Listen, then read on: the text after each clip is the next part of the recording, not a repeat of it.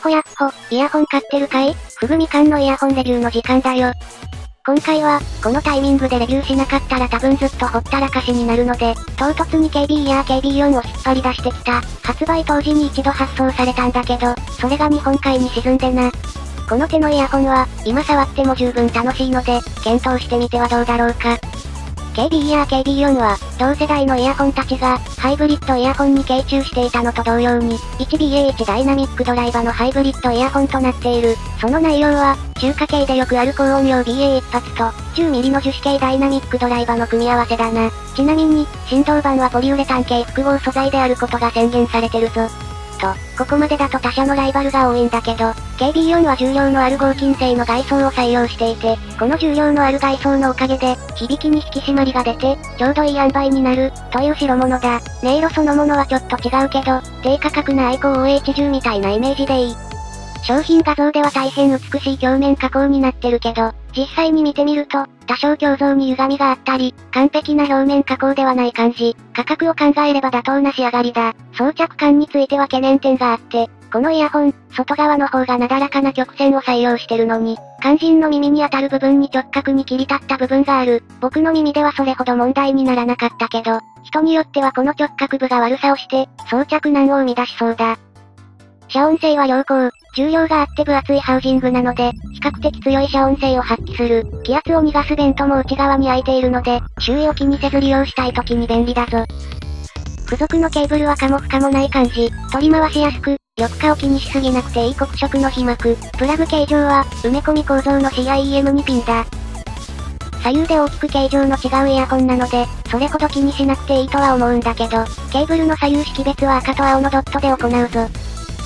というわけで、1BA1 ダイナミックドライバのハイブリッド機の中で、外装の重量感、という点で個性を持つ、KB や KB4、耳に当たる部分に、直角に曲がる角がある点以外は、よくまとまったパッケージ内容だと思う。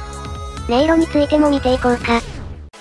KB や KB4 の音色は、典型的なハイブリッド的な、高音が元気、低音も元気、でもって、後発の中華ハイブリッドらしく、ボーカルに対してもケアが入っていて、1ダイナミックドライバとは異なる魅力のある音色となっている。KB4 の個性的なところは、その重量のあるハウジング。これによって強振を抑え、アルミ系のようにやたらキラキラした音とも異なる、声道はしっかりしているけど、高音はしっかり爽やか、というなり方になるぞ。また、密閉度も高いので、低音の圧力も強い。同時期の KZ 系のように、ブーミーになろうがなんだろうがパワーで殴る極端な表現とも異なり、ある程度の引き締まりとたっぷりとした量感を同時に手に入れた低音域だ。音は全体的に近く、迫力のある印象を受ける。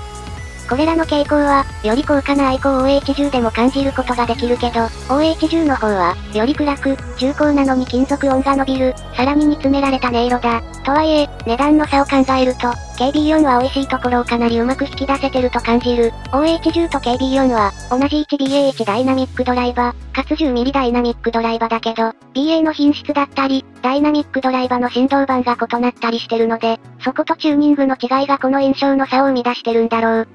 適度にキラキラした、密閉感の高い、元気なイヤホンだ。同時期のプラスチック、あるいはアルミ系合金製のイヤホンともまた異なる響き方をするので、重い外装の低価格ハイブリッドイヤホンを持っていない人は、試してみるのも手だと思う。こういう微妙な違いが、大きな好みの差につながることもあるからな。こんなところだな。良いイヤホンだと思う。発売当時に触ってたら、さらに良い評価を出してたかも。とはいえ、今は今で KB4 は、過去作にありがちな値崩れを起こしているので、最近の新作が円安で厳しい、という人は、試しに掴んで遊んでみるのも悪くないのかもな。実際僕もそれで買ったし。といったところで今回はここまで。